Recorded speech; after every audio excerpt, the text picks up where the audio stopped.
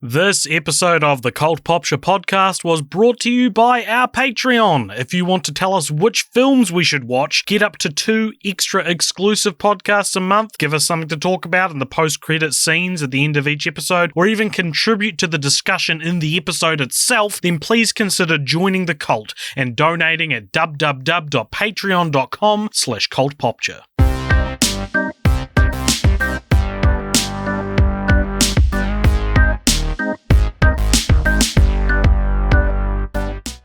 Hello everyone, and welcome to a relatively quiet recording of I'll turn my microphone down.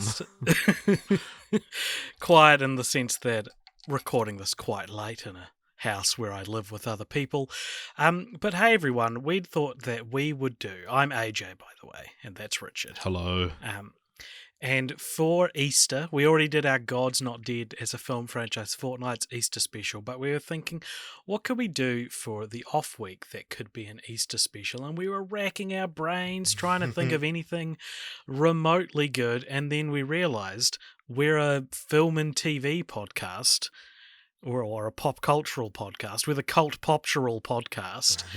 And Easter egg, the term Easter egg has grown to mean something very different in our circles. From the little chocolate treats you would consume on Good Friday. I just had one then, yeah.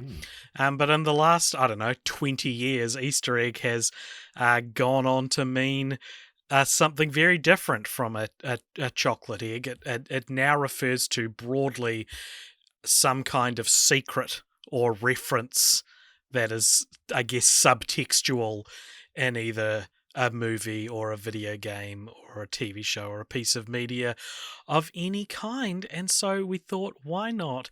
Let's do our own little Easter egg hunt. And this is going to be Richard's Easter egg hunt because I have written him a little quiz.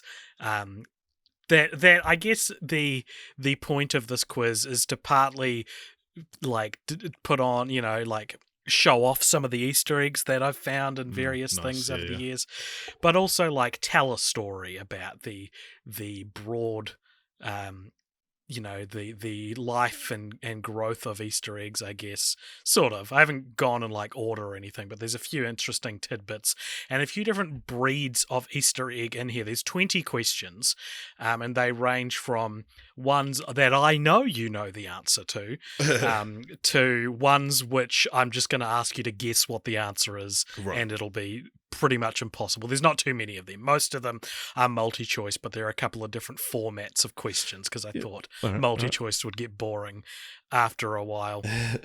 And I was thinking I'd start this episode, Richard, with asking you, how would you define an Easter egg? And I am going to do that, but before I do that, please don't offer any extra information about what you know about Easter eggs, because that could be a question. And you could be revealing the answer to the first or second question if you go too tangential on what you know about Easter eggs.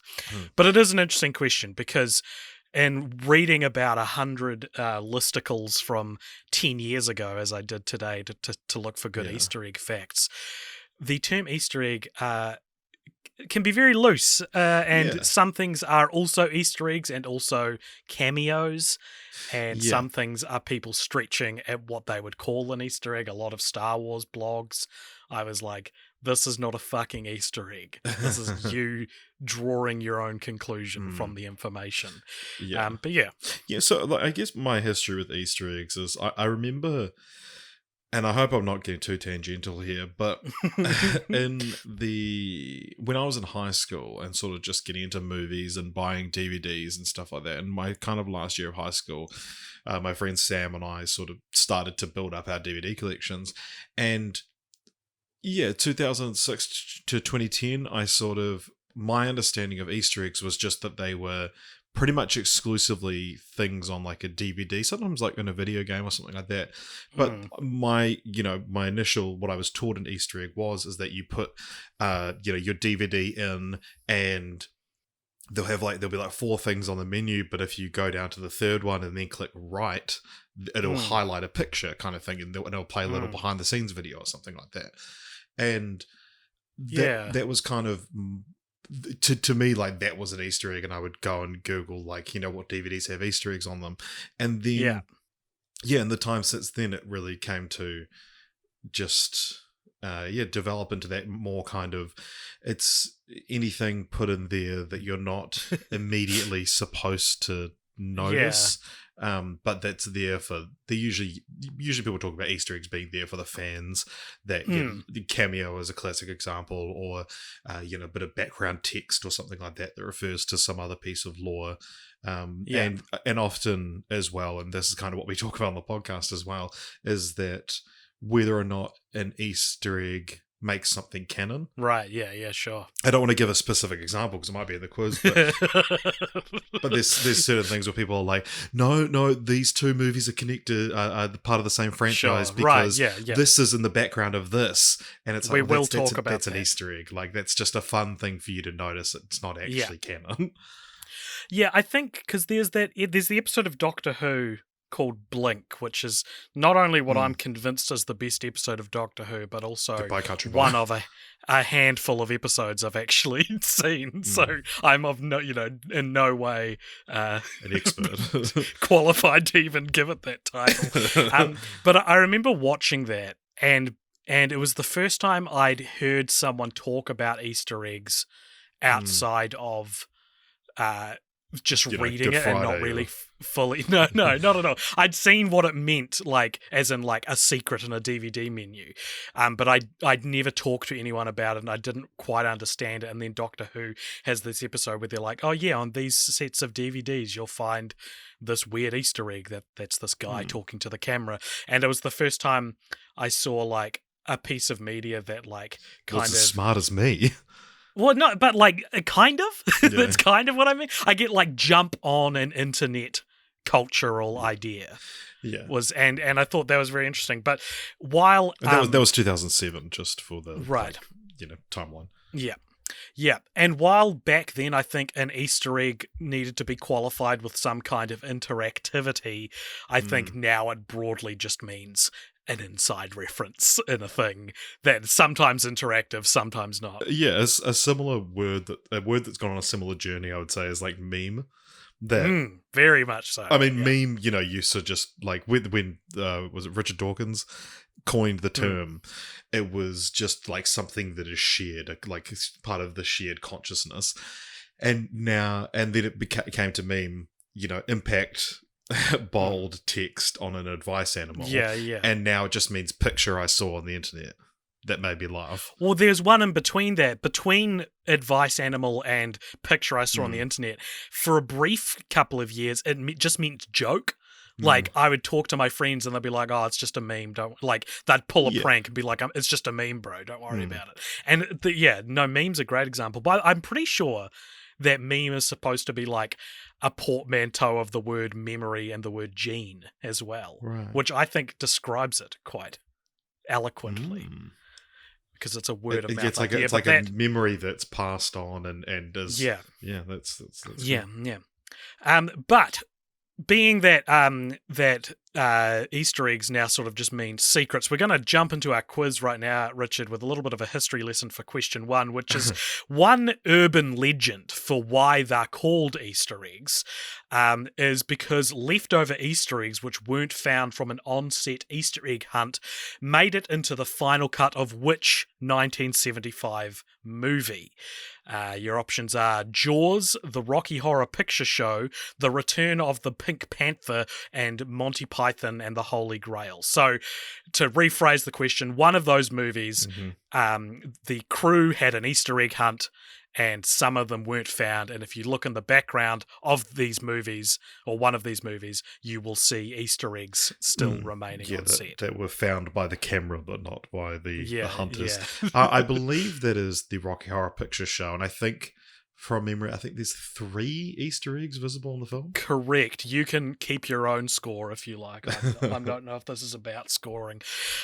So yeah, this is. I don't think this is true in the sense that this is why it's called an Easter egg. But this is like a much more fun story to tell about why it's called an Easter egg. There's a word for that when it's like when something's a more fun version of the story, but it's not necessarily true. Maybe we could do an episode on those when we remember what the word is. Yeah. Question 2. One of the first ever Easter eggs ever put into a video game, which back then wouldn't have been called Easter eggs, they're probably just called secrets. And this is from the 1980 Atari 2600 game Adventure, in which a player must navigate to a specific pixel that takes them to a forbidden room, quote, like they call it a forbidden room. And in this room is a sentence written on the screen.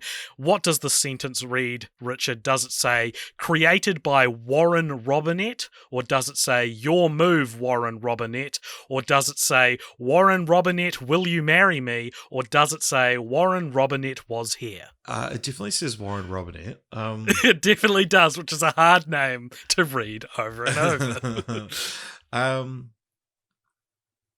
Is it?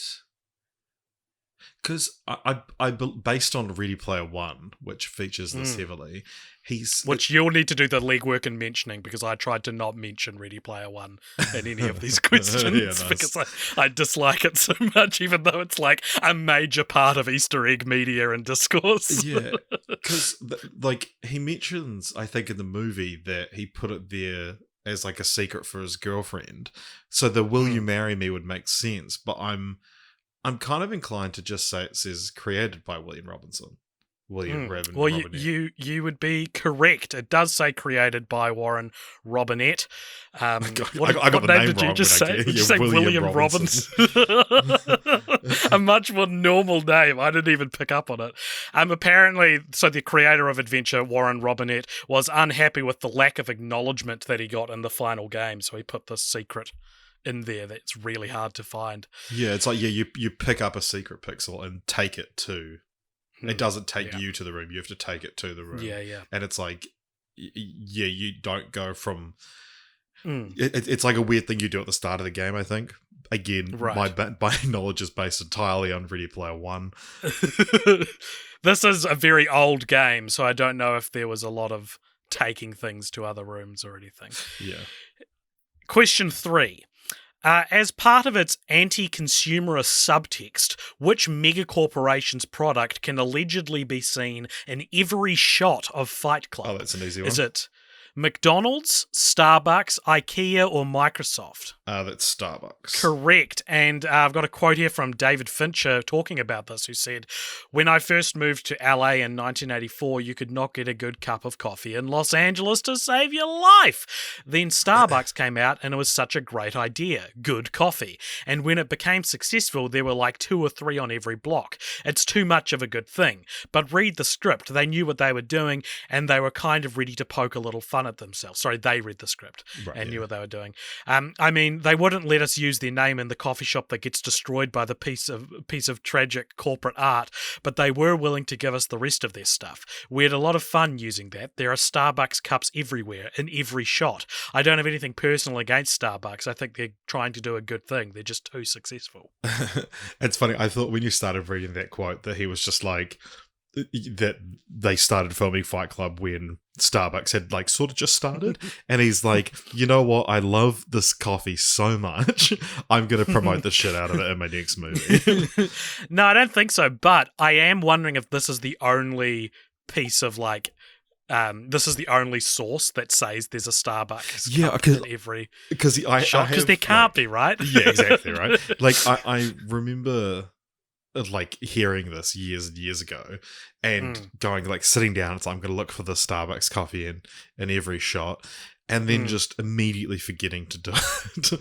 And so, I mean, I think it might have been, the first couple of shots, and then I was like, oh, I guess it is, and just went about watching the movie.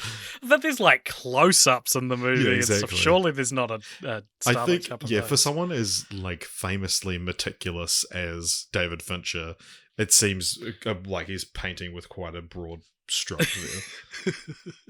Or he's just exaggerating and never thought this would become an internet legend, I guess. Yeah. So for question 4, we're going to delve into a very interesting world, which is when the word...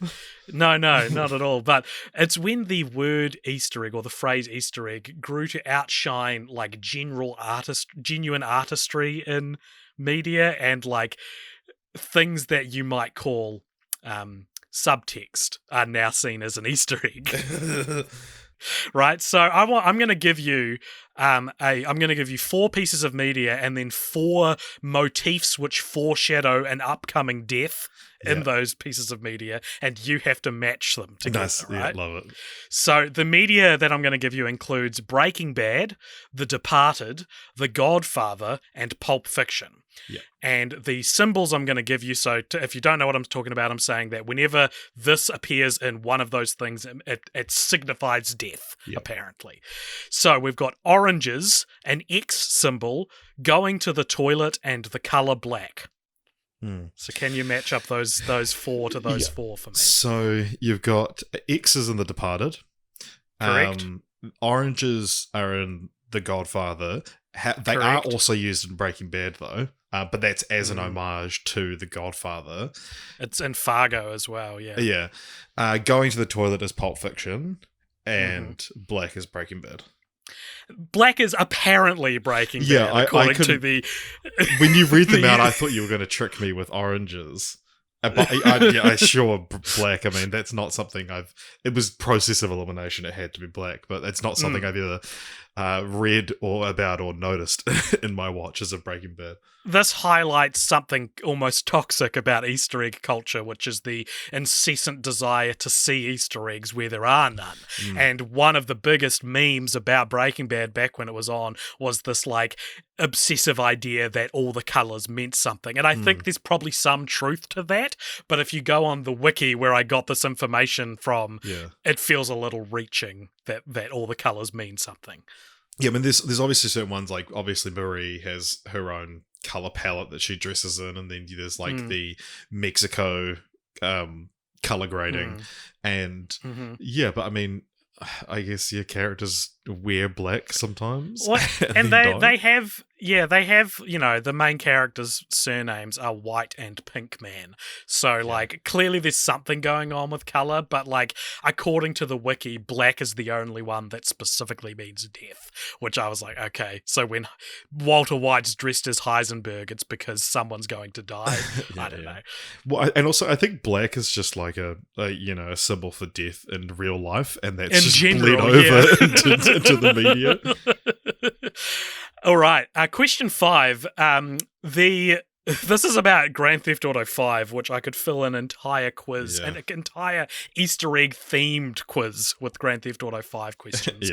But a hidden Easter egg in Grand Theft Auto 5 involves the player stumbling across a recreation of the ending to which film? Scarface, Thelma and Louise, Planet of the Apes, or Doctor Strangelove, or How I Learned to Stop Worrying and Love the Bomb? Be Scarface, right?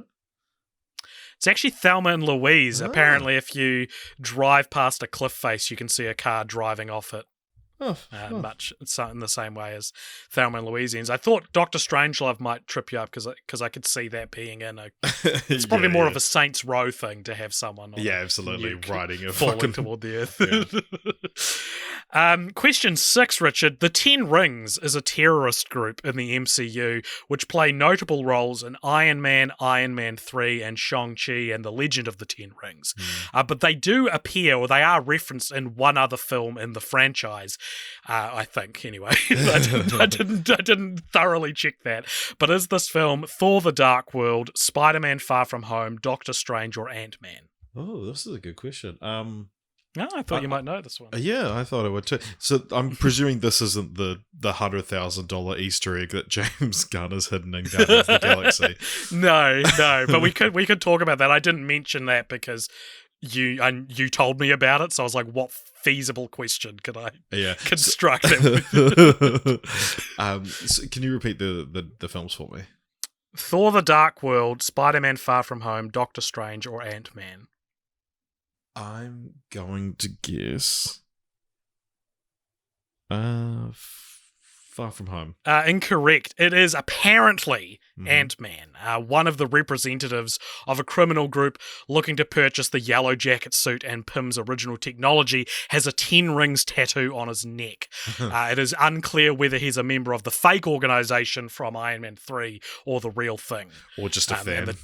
Yeah, well, and the tattoo is partially obscured. I'll be real with you, Richard. It could not even be the tattoo. I watched the clip and I was like, yeah, okay, Yeah. maybe.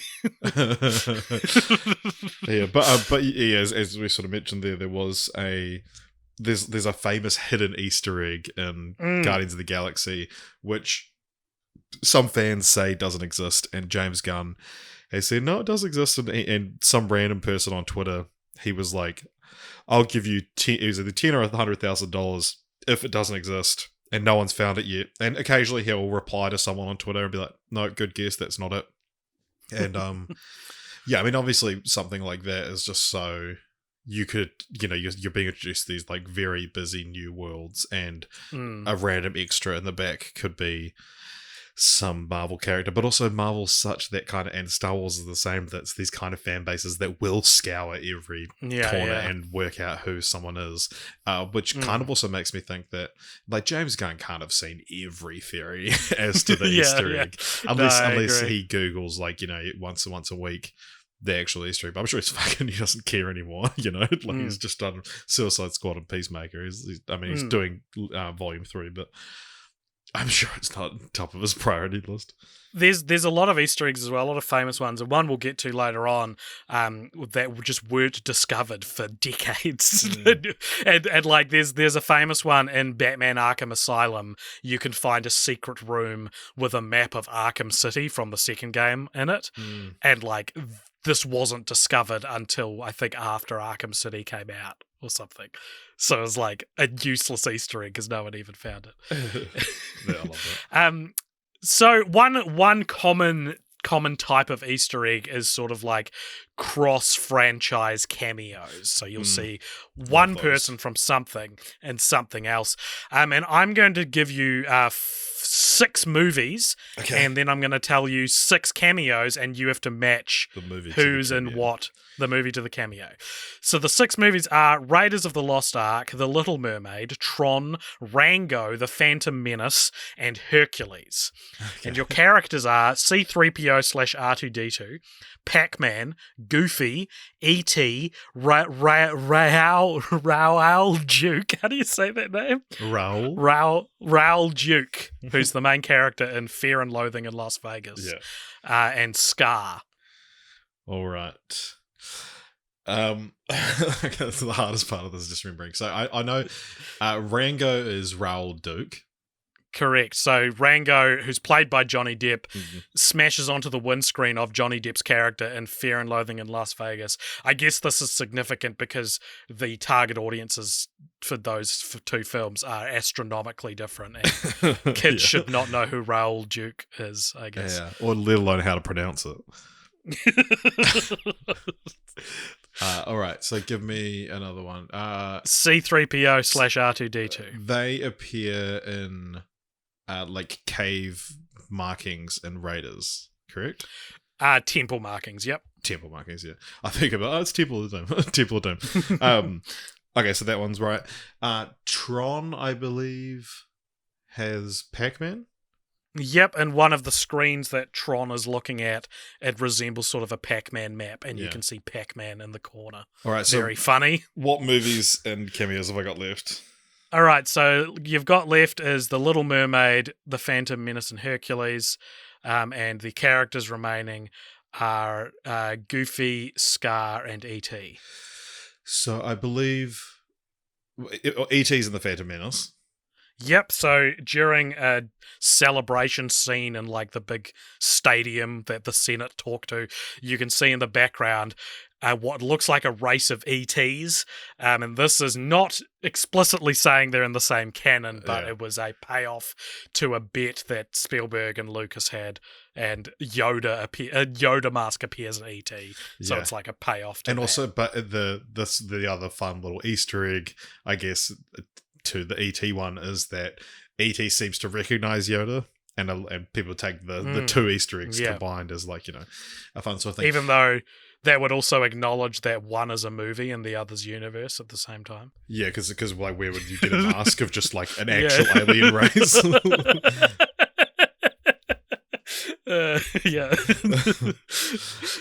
So then I know, I'm pretty sure Scar appears as like a a pelt in Hercules, so that would leave Yeah. Goofy and the Little Mermaid. Correct. Goofy can be seen in the background of The Little Mermaid. While he's being painted in Hercules by an artist after he goes from zero to hero, he's wearing a scar pelt, and I remember this as being probably the first Easter egg I ever noticed. I remember watching this at 4 years old and telling my mum that Scar, he's wearing Scar. Yeah. And she was like, you don't know what you're talking about, Alex. I do. I hopefully you'll allow me to mention this. You can stop me if this is appearing later on the quiz, but on Disney Channel, there used to be a little series in between shows, like in the commercials, where they would point out hidden Mickeys, which is yes, throughout a lot of Disney media and the Disney parks, there's the iconic sort of 3 circles shape that forms Mickey's head, visible in quite a lot of media, often just for a brief couple of frames, but sometimes they're quite well hidden, sometimes they're very obvious. But yeah, if you're ever watching anything Disney, it's quite fun to look out for hidden Mickeys. I almost see that one as kind of a creepy example of like the iron fist of Disney, like stretching out across all its different properties. When it shows up in like Star Wars or the Muppets, it's like, yeah. Yeah, you do. Speaking of Star Wars, question 8. In Star Wars The Force Awakens, the character Finn is first introduced as FN2187. Do you know where else we have seen 2187 in Star Wars? Is it the cell block number Leia was imprisoned in A New Hope, the name of the Chrome Protocol droid we see at the beginning of The Phantom Menace, the coordinates read out by Boba Fett, and interestingly, his first words ever spoken in the franchise in the Star Wars Holiday Special, or the release date of the original trilogy box set on VHS, 2nd of January 1987. Well, I'm gonna assume it's not the last one because the date format would be the other way around. Mm-hmm. I'm gonna guess. Is it the cell block? It is the cell block. Yeah. I thought maybe I was going a bit too esoteric there with my alternate ideas. Because as well as that, like, why would a protocol droid just be named numbers that have letters in front of it? And then you've also just got 2 characters with the same name. If you'd said 1st of February 1987, you might have been able to trick me. Fair enough. There are billions of Star Wars Easter eggs, and we will touch on a couple more, but that is one of the only focused on Star Wars questions that I put in here. Nice. Question 9. This is part of a subsection of this quiz of like questions that like just make you kind of go like, why the fuck would that be in that? like incongruent Easter eggs, ones that don't even make sense. I love the idea that if this was a game show, it'd be like, all right, it's time for our next round. What? And then the audience is like, why the fuck is that in that? So, Richard, here's a very normal question to ask you. Which of the following Pixar movies does not feature an Easter egg to The Shining? Okay. Is it Toy Story, Finding Nemo, Up, or Coco? So 3 of these have a reference to The Shining in them, but one of them doesn't. Okay, so I know that Toy Story has the same, Sid's house is the same carpet as the Overlook Hotel. Correct. And then, so we've got Finding Nemo, Coco, and Up. I mean, The Shining is one of those things that, like, when a film gets that big, it's quite easy to reference very subtly. Because, like, if you just put the number 237 in your movie, that's a Shining reference, There is one in, I think, Toy Story 3 that I didn't include in this list. Ooh. So the Shining examples keep going beyond what I've included here. I'm going to say... Finding Nemo feels like the would be the hardest one to put it in, right? So I'm going to guess Finding Nemo. Incorrect, and you're going to kick yourself for this because I think because of what the reference is, it's more like it's just a parody than a Easter egg. But when Marlon and Dory are being chased by a bloodthirsty Bruce, he bashes his head through a wall and says like, "Here's Bruce" or something like that. Yeah, of course. He says, "I'm having fish for dinner" at one point as well, but I think there's a I'm having fish tonight.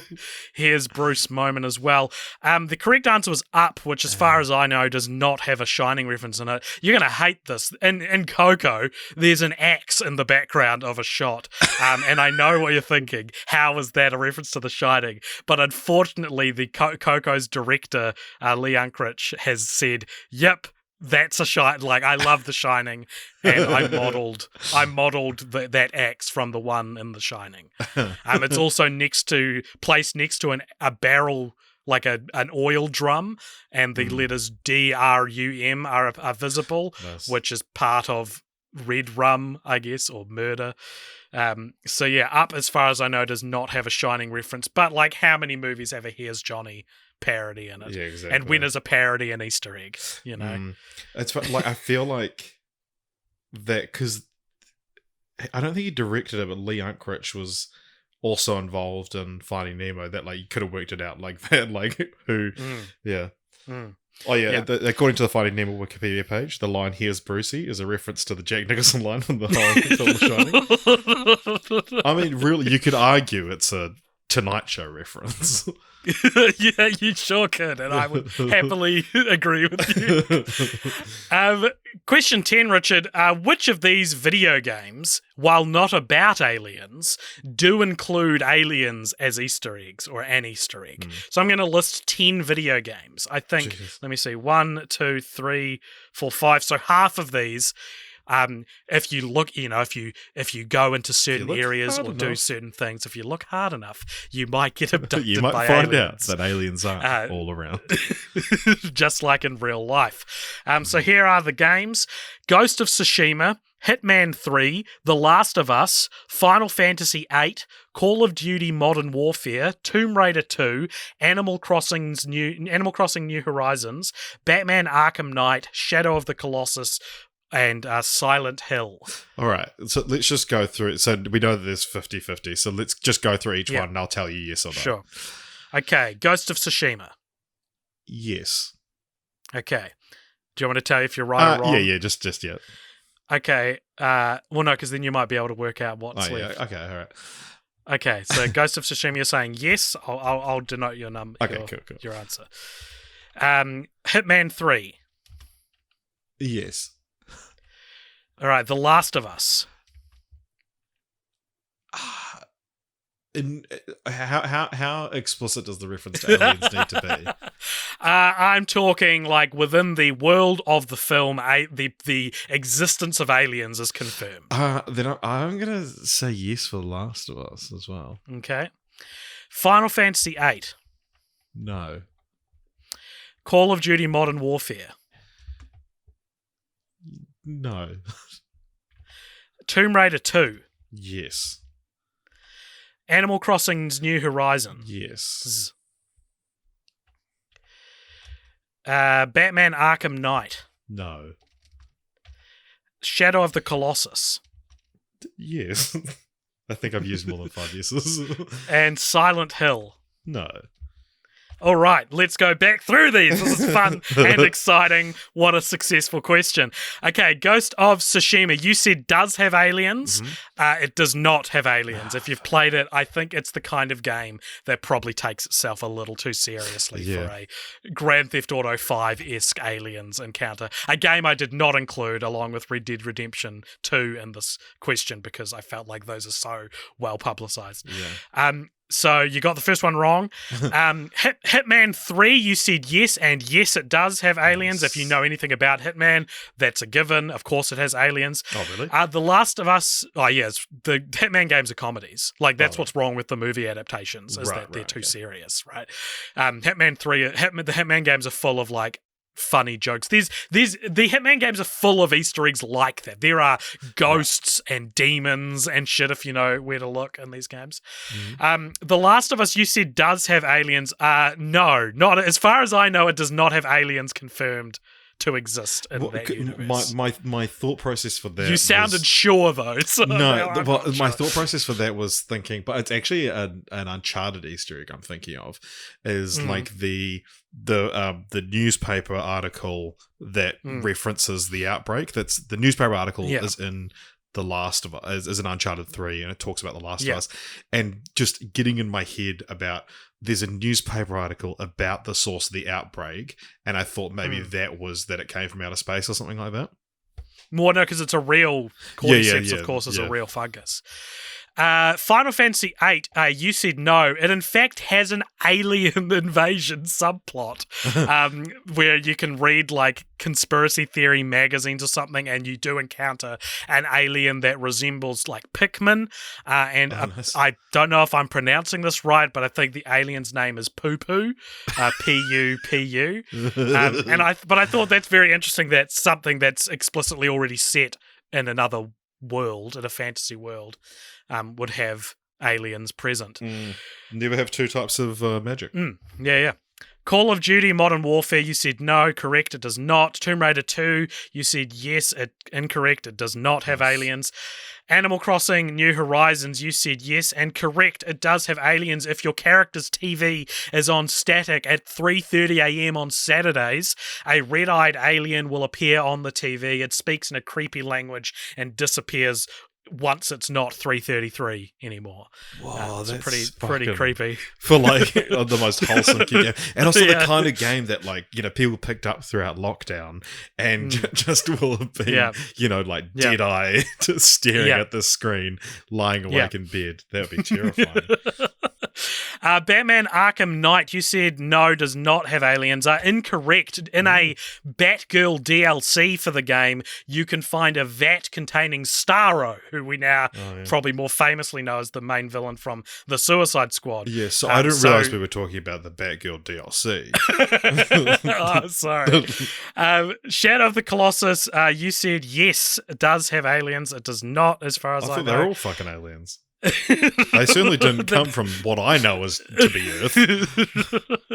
And Silent Hill, you said no, but are you aware of, this is a whole category of Easter egg, every Silent Hill game I think has a joke ending, where if you finish the game by collecting a certain object or doing a few optional objectives, it gives you a non-canonical flub ending, and the joke ending of the original game has the main character get inexplicably abducted by aliens at the end, not signposted at all, and so you could accidentally get that ending and just assume this is what actually happens in Silent Hill, and then pick up Silent Hill 2 and be like, this is not following on. There's one where a dog talks to you or something. I have heard about a dog ending to one of the Silent Hills. I think it was on an episode of actually, but it's funny, out of all those games, The Last of Us is the only one I've played and I got it wrong. Wow, that was fun. I should have included more questions like that. Question 11. Referenced only in a blink and you'll miss it Easter egg form, which of the following villains has actually appeared in the MCU? So I'm going to tell you 4 villains that sound like they haven't appeared in the Marvel Cinematic Universe, but one of them has in Easter egg form. You've got Mr. Negative, Fin Fang Foom, Mephisto, or Zax. Well, obviously, I've seen WandaVision, so I can tell you definitively that it is Mephisto. No, I believe Fin Fang Foom appears as a billboard. Yeah, a movie poster in Iron Man 2 for Fin Fang Foom, which is a neat way to reference a villain who's probably a little too outdated to actually put in your film. Yeah. Who's a dragon, I believe, Fin Fang Foom. Yeah, that's right. Question 12.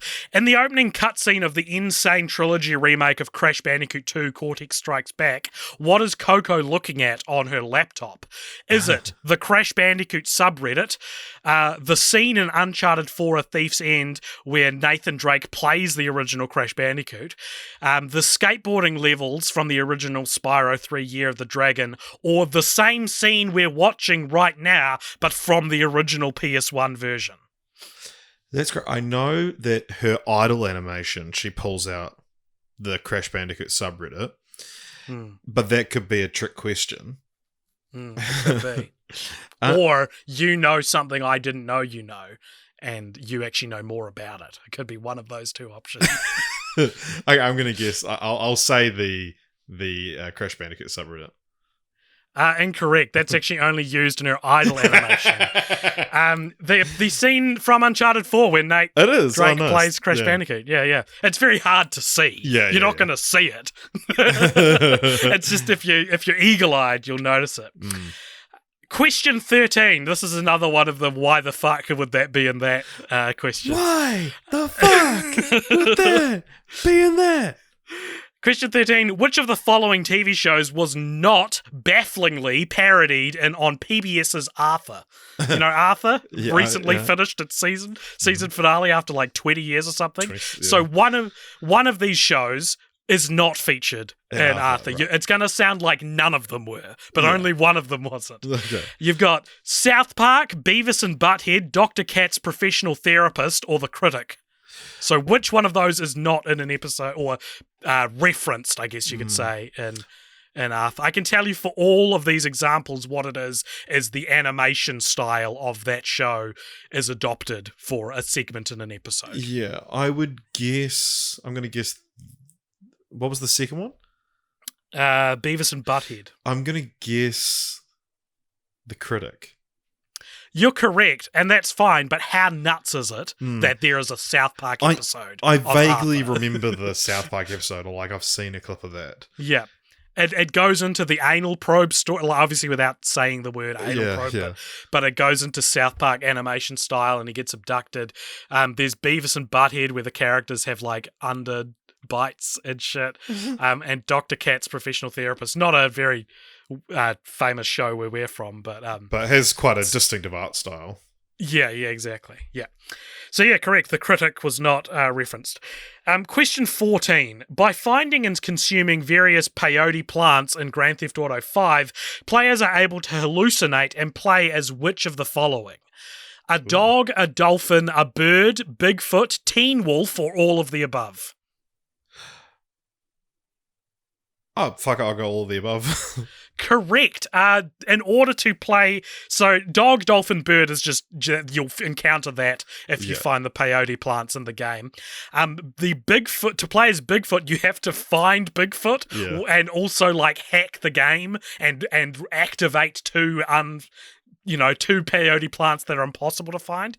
And if you carry through doing that even more, you end up playing as Michael J. Fox in Teen Wolf. So I had an interesting experience writing that question where I wanted to include one of them that isn't in it, so that by saying all of the above, you would be incorrect. But then when I included it, I was like, wait, then it means you can't guess the right answer. Yeah, because you'd have to have the options be like all of the above and then all of the above apart from... Except this one. Yeah. But the one I included was you play as like a PlayStation 2 skin version of whatever character. Yeah, you could have done that and then been like, you could have said any answer except that one and been correct. Ah, okay. That's true. I should have done it that way. Question 15. This is one of those, this took a long time. This took a long time. In the 1996 point-and-click game Discworld 2 Mortality Bites, are you familiar with the Discworld series? I've heard the name. And the video games that my mum played in the 90s. Wow, what a nerd. So this game came out in 1996. In 2014, it was discovered that if you stand in a specific place near a stone circle, then use two particular objects in your inventory on each other 12 times, then walk through the stone circle 25 times without skipping the cutscene that plays every time, the game's protagonist Rincewind, voiced by Eric Idle, will do what? Will he break the fourth wall, tell you a chicken soup recipe, explain previously unknown Discworld lore, or say fuck? I'm going to say breaks the fourth wall. I mean, that's a bit of a trick answer, I guess, because he breaks the fourth wall all through the game. So doing this process right. does I would not... I would guess the chicken soup recipe. That is such a Discworld answer. I'm very proud of that, but the answer is say fuck. These are kids' games, ostensibly. Right, Discworld's maybe a little mature, but these games don't have a lot of obscenity in them. But to be more specific, so doing all that, like, that crazily specific sequence will teleport you to a lower res room where you find Rincewind from the first game. So like a lower res version of the same character. Yeah. And they have a conversation back and forth, which if you click the right options, Eric Idle says the line, "I want to be the first person in a game to say fuck." And interestingly, it was discovered sometime later that you can also get him to say fuck in the first game as well. Oh, wow. So pretty crazy. And this was so the game came out in 1996. In 2005, someone was looking through the data and found the line and tweeted the people involved and was like, "Where is this in the game?" Yeah. And he gave sort of like a riddle that wasn't solved until 2014. And apparently, that's awesome. When they found it in the first game, the developers were so angry at the guy that put it there, but they said, because you put it in the first game, you got to put it in the second game. I love that. It's like, I disagree with what you say. I'll defend to the death your right to say it. All right. Question 16, Richard. I'm going to tell you 5 hidden texts, like text that's hidden in 5 separate games, and I'm going to tell you the 5 games, and you have to match the text to the game. So the 5 games are... Is it 5? Yeah. Oh, wait, no, it's the 20. 5 games are The Legend of Zelda: A Link to the Past, Grand Theft Auto San Andreas, Halo 3, Tetris for the N64, and California Speed. Right, and here are the 5 texts. So you don't hear these spoken aloud. Yeah. They're written in the game somewhere. "Happy birthday, Lauren," is the first text. "There are no Easter eggs up here. Go away." I know. I can tell you right now that one's San Andreas. Okay. Then the next one is, "My name is Chris Houlihan. This is my top secret room. Let's keep it between us, okay?" Then there's, "Sometimes God takes mommies and puppies away, and sometimes, just sometimes, I do."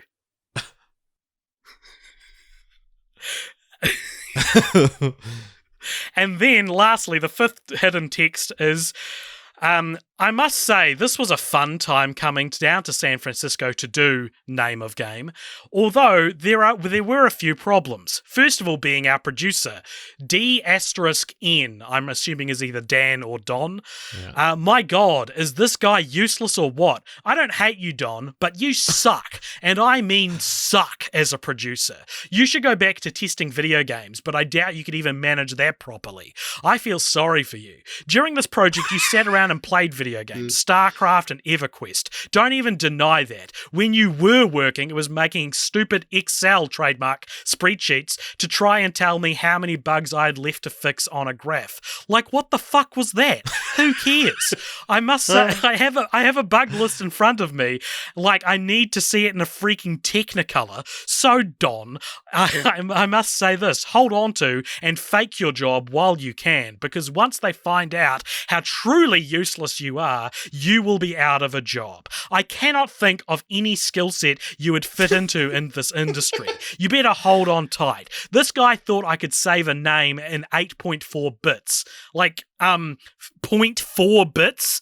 What the fuck is 0.4 bits? It's either on or off, not in between. Anyhow, enough about you though. Well, boys and girls, I just thought I would immortalize some thoughts I have at the moment into a ROM, which will be burned forever. This game sucks. The music is great, but the game itself is not how we wanted it, unfortunately. I mean, it is a good game, but some things could be polished, as well as sped up. Could use another month to finish this thing off after all the bugs were fixed. Oh well, woe is me.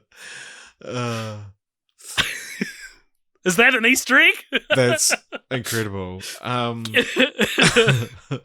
Could you read that last one again? Yeah, sure thing. So does he keep the D asterisk in the whole time? Correct, and it's also because you just started saying Don, and I was like, "That's so funny." If he just got so angry, he stopped censoring it. It's also rife with spelling errors and grammatical errors. So good. I mean, he talks about going down to California, so you'd have to assume that's California speed. It's actually Tetris for the N64. Oh my god. From a developer named David Pridey. It was hidden deep in the game, but found in a matter of days. So you got that one incorrect, but you did get there are no Easter eggs up here. Go away from Grand Theft Auto. Yeah. The happy birthday, I believe, is Halo 3. Correct. So, and so it plays it does a little birthday animation, I think, as well. So there are no Easter eggs up here. Go away from Grand Theft Auto San Andreas. This can be found at the top of the middle spire of the Gant Bridge. It's written on a plaque on the eastern side. And Happy Birthday Lauren can be found in Halo 3 if you disconnect your Xbox Live account and set your console dashboard date to December 25th and load the game up. The loading screen message can be found across the titular Halo on the loading screen. So then, what's the text we haven't used yet? We haven't figured out. My name is Chris Houlihan, and this is my top secret room. Let's keep it between us, okay? And you haven't guessed. Sometimes God takes mommies and puppies away, and sometimes I do. So I would guess the mommies and puppies one would be California Speed then, and the secret room would be Zelda. Yep, so the Chris Houlihan room, as it's become infamously known as, can be found by using a walk through walls cheat in Zelda Link to the Past. You enter a secret room using a cheat where there's a guy named Chris Houlihan who's like, don't tell anyone about this. I feel like, I could be wrong in this, I feel like there are now Chris Houlihan rooms in other Zelda games as like as a tribute to this or something like this. And yes, sometimes this is written into, some of it's in caps and some of it's not, so it looks very creepy.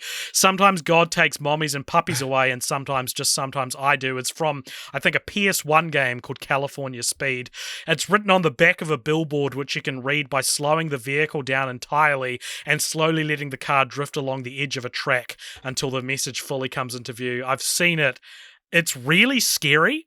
It's just, what the fuck is this, man? How did this get in here? Do you know freaky stuff. Do you know how to find the N64 Tetris one? I think it's just in the code. Right. That's so funny. One thing I thought was interesting, though, is that it's in the Tetris for the N64, apparently, but it uses the term WTF, which I would have thought wouldn't have been very popular during the N64 era. Maybe I got my information wrong and it's not on N64, but... Yeah, I think N64 is like, very late 90s. That's true. Yeah. Question 17. If you Google each of the main characters from the TV show Friends, Richard, you'll discover an individual Easter egg for each character. Wherein if you click on a symbol specific to that character that appears under their bio, something will happen. Some of them it's an animation, but not all of them, and a sound clip. I'm going to go through each of the Friends characters, and you're going to guess what you have to click and what happens when you click it. All right, what happens when you Google Phoebe? A guitar plays Smelly Cat. Yeah, correct. Do you know this already? I have done this, but not for a while. Okay, so you click on a guitar and a smelly cat plays, and a cartoon smelly cat wanders across the screen. Yeah. What happens if you look up Joey? Are you doing No, it right now? I just pointed my microphone at my keyboard for comedic effect. Okay. If that didn't come across, just add some typing sounds. So Okay. I'm guessing Joey would be, what would be a fun thing to reference for Joey? It's a girl and he has sex with her. No, there's gonna be cuts something. to hardcore porn. It's all I actually can't think of one for Joey. Something, is it something to do with his acting career No, surprisingly, I would have thought that too. or But it's food? And it's like, It is to do with like food. is it a sandwich and you click on it and it says Joey doesn't share food? I'll give you that. It's a pizza slice, and when you click on it, a bunch of other food will pop up before two Joey-like arms claim the food, along with a Joey doesn't share food soundbite. What happens when you Google Ross, the worst friend? Is it a couch and when you click it, it says pivot? Yep. So it's a sofa, and the entire screen tilts along with Ross shouting, "Pivot!" If you do this 3 times, the sofa breaks, and Ross will say, "I don't think it's going to pivot anymore." Gotta tell you, I think Friends is lame, and part of the reason I included this is because I thought it was funny to talk in depth about Friends. I don't understand this reference. I don't know what the pivot.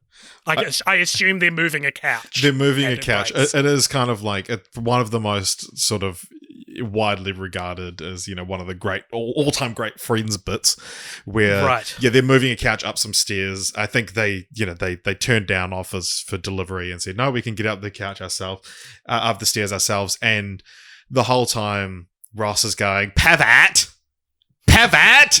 and the way he says it is very humorous, and there's a lot of great funny. behind the scenes like bloopers of just like no one could handle the way he was delivering this line. Oh, that's cute. Yeah. Speaking of references, I'm not big enough of a Friends nerd to understand. What happens if you Google Chandler? Chandler. This is the most baffling one to me, but I'm sure it makes sense to Friends nerds.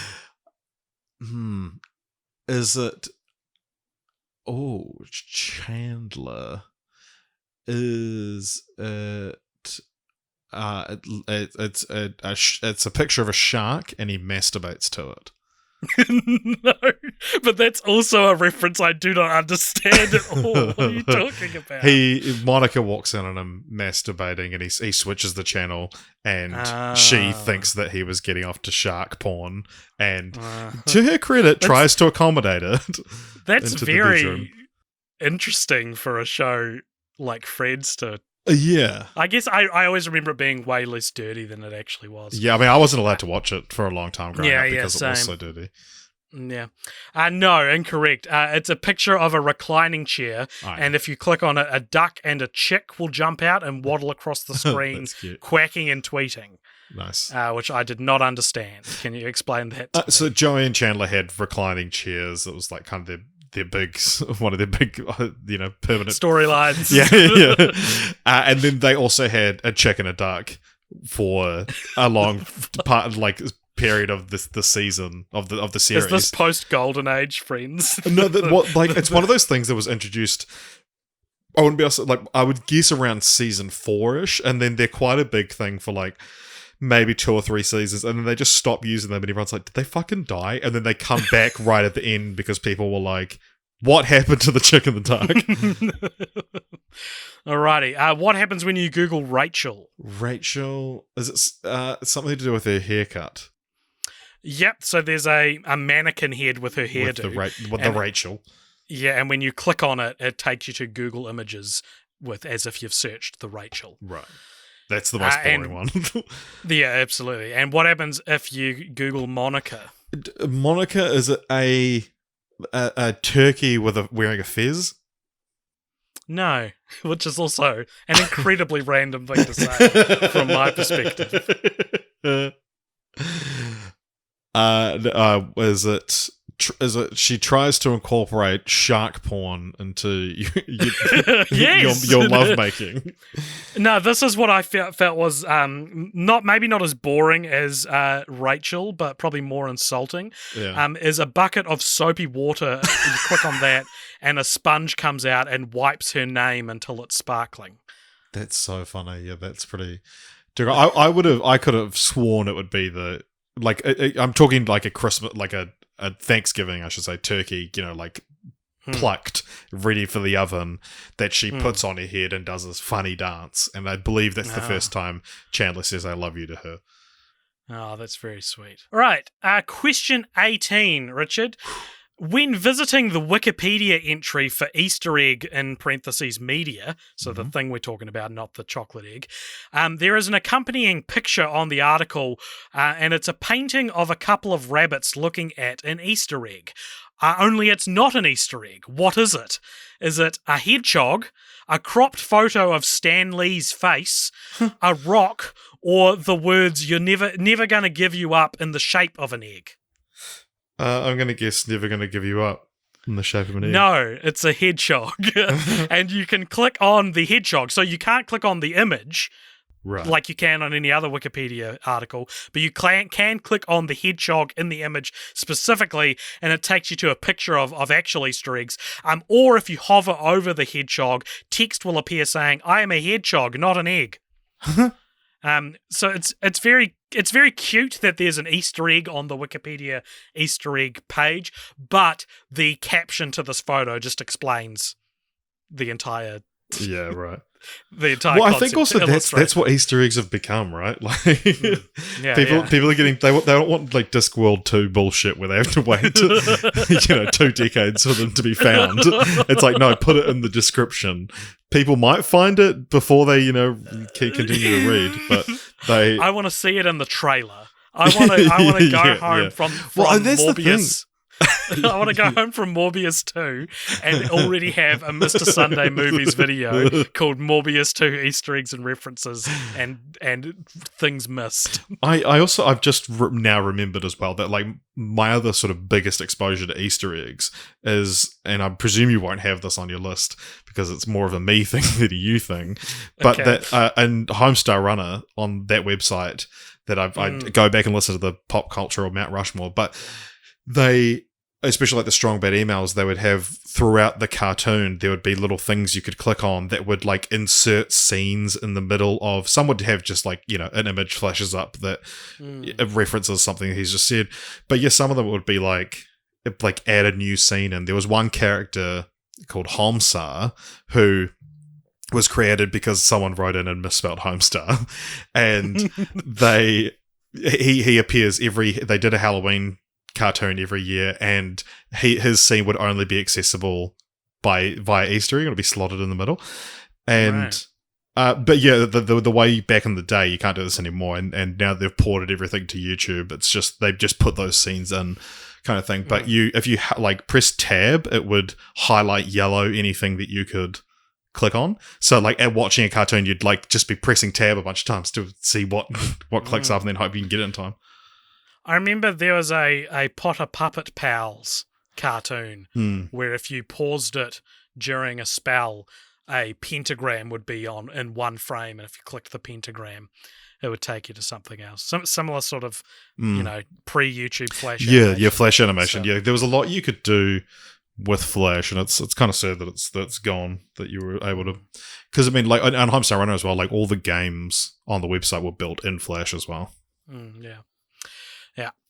All right, question 19. We're going to go back to discussing DVD menus now, because I got to 19 questions before I remembered how intrinsic to the conversation DVD menus were. I'm sorry, going I to brought tell it up you. At the start. That's fine.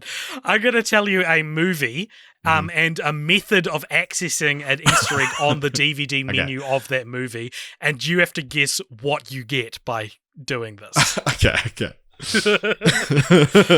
Some of these, it sounds hard. Some of them are going to be really obvious, but some of them won't be. If you click on a blank space next to the words "Don't watch this" on the DVD menu of The Ring, what happens? It would play the video from the Yep. videotape. Yeah. Correct. It plays the cursed videotape in full, which is unskippable and unpausable, and afterwards you hear a phone ring twice. Very creepy. spooky. How long which is that? interesting. Do you know? Well, I don't, but you don't. Have you seen The Ring? Because you don't actually see the video in completion. Yeah, in the I've seen movie Scary itself. Movie 3. Yeah, well, that's much better. The part where the tubby guy walks in and sees the toilet spinning around, and then it cuts away. When it cuts back, he's on the toilet and it's spinning around. That is so much funnier than anything Scary Movie is capable of. And it's funnier than The Ring is scary. Yeah. If you enter 56537 on the DVD menu of The Dark Knight, what happens? It explodes.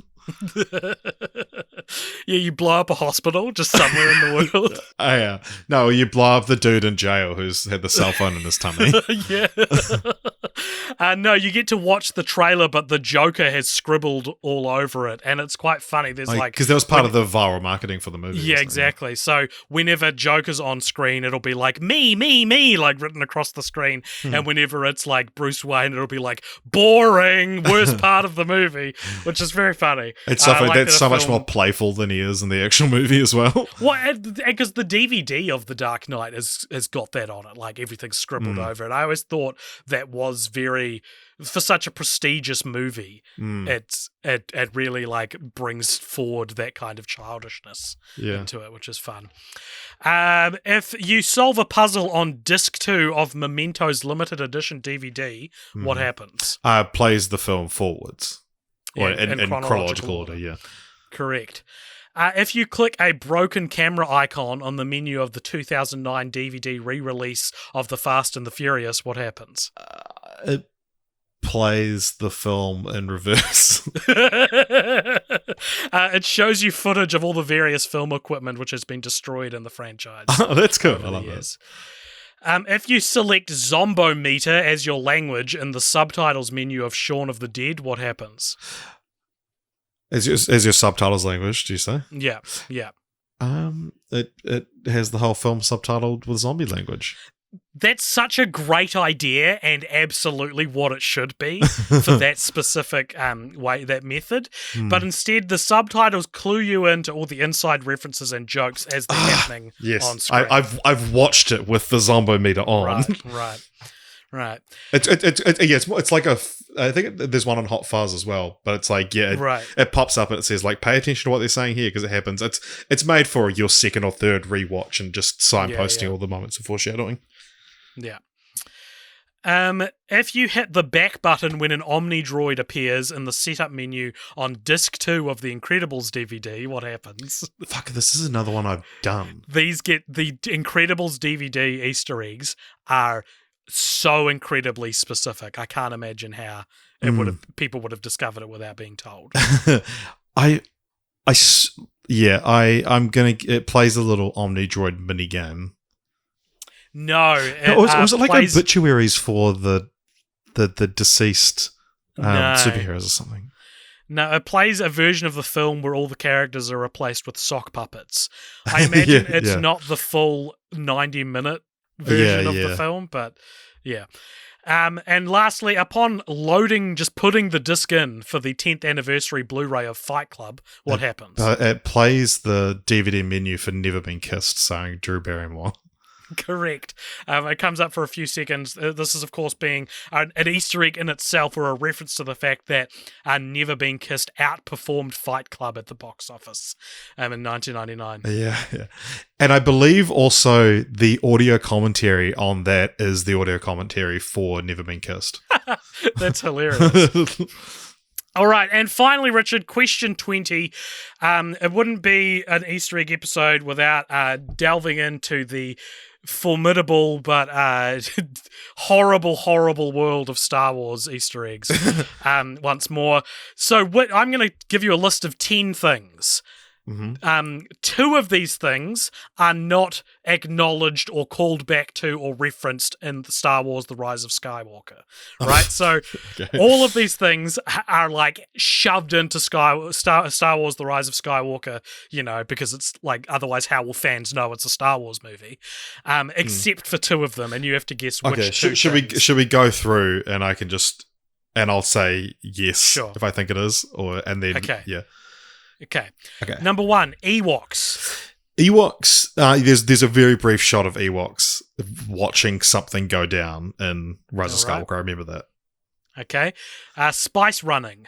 Spice running from Dune. Well, I think it was probably written like Spice running is in Star Wars. It's Right. but is it referenced in It's the Rise of yeah. Skywalker? I'm gonna guess it's in Rise of Skywalker. Yeah. Okay, the release date of the original Star Wars. Yeah, I would say that's in there too. Baby Yoda. Baby Yoda, no. Wedge Antilles. Wedge Antilles, yes. Lego Star Wars. I'm going to say Lego Star Wars, no, but we'll keep going and then see if I want to change it. Okay. The Clone Wars, just as a concept. Yeah, I'll say Clone Wars. Yeah, makes sense to include that. Jar Jar Binks. Ooh, would they dare? Well, maybe Jar Jar Binks is the no. Then continue. Do you want to hit no? I'm gonna pencil in no for Jar Jar Binks. Okay. Qui-Gon Jinn. Qui-Gon Jinn, yeah, cause yes, no, Qui-Gon Jinn, yes. when there's all the voices of all the Jedi. Mm-hmm. And lastly, the tragedy of Darth Plagueis. The wise. Yeah, I'm gonna lock in. So my penciled in ones at the moment are Lego Star Wars, Jar Jar Binks, and what was the first? Baby Yoda. Baby Yoda. Yeah, I'm gonna say Baby Yoda and Jar Jar Binks are the two that aren't. All right, you've got one of them, but you haven't got the other. Okay, well, because I would. Yep. I'm gonna commit to Baby Yoda because I think because of when it came out. Yeah. That and how secretive. So Baby you're saying Yoda was, Baby Yoda is not referenced. in it. Is not in it. Okay. Yeah. So which one is in it then? Sorry. Okay. Okay. You've selected Baby Yoda, Lego Star Wars, and Jar Jar Binks as not being referenced. One of them is. One of those. Okay. Well, maybe Baby Yoda is referenced somehow. Lock it in. Yeah, lock it in. Why not? Yeah, you're correct. When I say referenced, I mean kind of. Yoda appears from far away and it makes him look smaller. No, what the Baby Yoda, because that's going to be the sticking point. So to clarify, Lego Star Wars and Jar Jar Binks are not referenced in the film. Baby Yoda is. This is so stupid, and don't be angry at me for including it. It's the multitude of sites. I mean, I that still said got this it was- right. So this was exactly that said this was a Baby Yoda reference. Is that the force power of healing was first shown with Baby Yoda and is done in Rise of Skywalker. Right.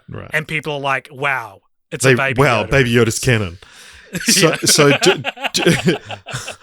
do we want to? Yeah. Do we need to go through and say where each thing appeared? I do. I probably couldn't remember. I didn't write. I mean, Ewoks. Yeah, you're right. You see Wicket when the Star Destroyer, the big ship at the end goes down. Qui-Gon Jinn, you're right. You hear his voice. Liam Neeson. The tragedy of Darth Plagueis the Wise. I believe Palpatine repeats a line he says when discussing how he came back to life. That is also said when he's talking about Darth Plagueis in Episode 3. The Clone Wars, there's a Clone Wars droid in the background of Babu Frick's house, where Antilles shows up in the Avengers Assemble moment. Yeah, because you got to have him. Yeah. The release date of the original Star Wars, I don't know if you remember this about The Rise of Skywalker, but they briefly attend a celebration that's been happening for 42 years in the film. It's where they meet Lando in the film. Right. And when the film came out, it had been 42 years since A New Hope. I don't remember specifically where Spice Running is mentioned, but surely on the planet with all that spice. Oh, yeah. I think it's that Poe Dameron is outed as being a spice runner before he joined the Resistance. Yeah. And that is your Easter egg hunt. Did you keep score? I stopped keeping score at a certain point, but someone out there Let's can just say tell you me fucking aced it, dude. Or if you guys at home, if you played along, let us know your score in the Discord. But yeah, happy Easter, everybody. That is our Easter special. I do have before we go, one fun little thing that I thought we could do just quickly. Mm-hmm. I recently, well, not very recently actually, 2 years ago now, I backed a game on Kickstarter called the Movie Game, which has just arrived this week, and it's one I've been dying to play for a long time, and it's one that, you know, people can play along at home. You can write your own questions for this, and yeah, I just thought it'd be a cool little promo for the game, and also I don't have many people in my life that I can play with apart from you, so I thought, why not make content out of it? So okay, the way the game works is I'm going to give you the synopsis of a film, and you have to give me the title of that film. But the idea is that it's going to be combining two different films, and the title that you have to give me will be a combination of those two titles. And the way the titles intersect is that the end of the first title contains the start of the next one. So give us an example. The example that they sort of post everywhere on their website is after a soldier's three brothers are killed in combat, a World War II captain leads his men behind the lines of the Shimmer, only to be confronted by a super weird zombie bear and a freaky Slenderman thing. Can you tell me what that movie would be called? Saving Private Ryan Annihilation. Yeah, Saving Private Ryan Annihilation. Annihilation's a very obscure movie to use in your example on the website, I think. I guess it's for movie nerds. Yeah, exactly. Now I'm just, sorry, off pod. I'm just trying to get the packet up in 1 second. Ryan Annihilation. Yeah. There we go. Yeah, so it doesn't have to line up exactly with the... Sometimes it'll be a couple of letters. Sometimes the game kind of works better said out loud as well. It doesn't always have to be perfect. There was an example I gave you the other day where the answer was Tinker, Tailor, Soldier, Spider-Man. And obviously Spider-Man is an I, not a Y. And sometimes it'll be the entire word overlaps. So, here we go. I don't think I gave you this one the other day. Las Vegas is overrun with zombies, but that won't stop these mercenaries from trying to heist a buttload of money from a casino vault and attend a class taught by Robin Williams. Army of the Dead Poet Society. Correct. Very recent movie to be in this game that you backed 2 years ago. Yeah. All right. An old school monster from swampy depths goes on an underground adventure with his best buds to find rich stuff so he can save his house from developers. I don't know. And also, you can get hints as well. So, hint for the first movie. So like one hint per movie kind of thing. This classic monster is universally known. I know. Sorry, I know. The first one's Creature of the Black Lagoon. Yeah. Second one. If you've been too lazy to get up and watch this film, you've committed the sin of sloth. Ice Age? Can you think of any 80s, fun 80s movies that would tie into Black Lagoon? No. I can't. Creature from the Black Lagoonies. Ah! Sloth, not Ice Age. I see. That's very fun. Here's another one. A gigantic dormant sea monster is awakened by nuclear radiation and descends upon humanity with a love for music and a desire to open a jazz club. Godzilla La Land? Yeah. That's great. So that is the movie game. I just thought we'd throw in a few questions at the end there on a games episode. We can I can post some of the Discord, or people could write their own, which is head along to the Discord. If podcasts were a more dynamic medium, I'd try and include that scene as an Easter egg. Like if you pause it at one point and click on something you hear that part. Anyway, Make that you, what Acast recommends this week. yeah, that's such a great idea. If you do want to hear other content from us, though, you could jump on our Patreon, where you can support us for as little as $1 a month. If you pay a bit more, you do get that exclusive content in the form of exclusive podcasts. Easter eggs, let's call them Easter eggs. And you can also, if you can't support us financially, you can support us socially by jumping on the Discord, as Richard said. Link to that in the show notes, as well as following us on Twitter and Instagram, or you can email us at cultpopturemedia@gmail.com. And stay tuned for after these credits when there is what could be arguably called an Easter egg in the form of a post-credit scene, which is a little Patreon segment we do. Thank you for listening, everybody. Happy Easter. Thank you, Jesus, for being murdered. And thank you for coming back.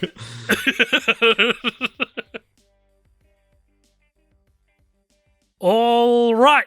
Welcome along to the post-credit scene, everybody. This is a segment at the end of each episode where if you donate $5 or more over at patreon.com/cultpopture, you get to give us something to talk about, and this, the post-credit scene. Richard, lay it on me. Who's it from and what is it? This comes from Sam Page, who writes, "What aspects of life have movies improperly prepared you for?" Fainting. Oh, really? Like, you thought you would faint more, or when you fainted? I read this on a Cracked article 15 years ago, and it completely has ruined movies for me ever since. I believe that if you are knocked out and you're unconscious for more than a few seconds, you are probably brain dead. Because in real life, when people get knocked out, they usually wake up very soon after. And so, every movie, James Bond, he gets knocked out, wakes up like a day later, tied to a chair. Like, that's not how fainting works. If you are out for a day, you're probably not waking up again. You're in a coma. Yeah. Yeah. That's a good one. Aspects of life. I guess, I'm like, in a way, it's kind of like just life in general, that you tend to only watch movies where people succeed, or if they haven't been succeeding, then they're about to, because why else would they be in the movie? Yeah. And so I think that just the sort of the crushing reality of real life is my answer. Just like how fucking what a grind real life is. What a great example of this is, and we're watching the Fred trilogy at the moment for film franchise Four Nights, and one Fred adjacent property is the TV show iCarly. And one beef I always had with iCarly was the fact that they get internet famous with their G-rated show where teenagers be like, "Hey guys, how's it going?" Yeah. And I always thought that was such a misrepresentation of what internet shows that it's emulating are like, because they're way too they polite crossed and over with Fred, child-friendly. as well. And I mean, Fred was huge, but he had to do a whole character, Yeah, and also like people would ruthlessly shit upon iCarly, and frankly, it wouldn't go viral. Is I guess what I'm saying. Yeah. So that's my iCarly is my answer. The aspect of life that movies are properly prepared you for was iCarly.